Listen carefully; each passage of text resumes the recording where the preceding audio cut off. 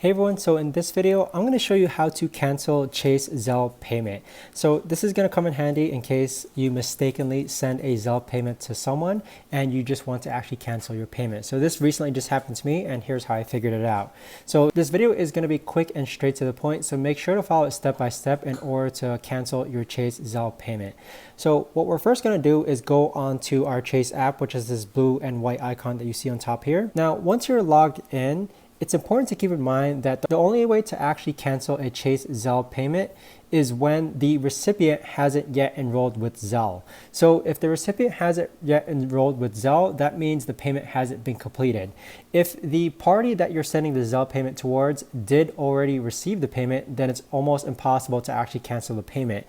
So the way to actually check that is that once you're logged into your Chase account, go ahead and click on Pay and Transfer on the bottom left-hand side. Next, you're going to click on this See Activity button, and then you're going to click on Zelle. Now, once you're on this page here, you want to go ahead and click on Money Sent. And what's important to see here are basically the notifications that say pending and the notifications that say completed.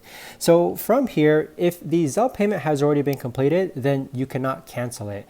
But let's say the party that you're sending the Zelle payment towards hasn't registered with Zelle just yet.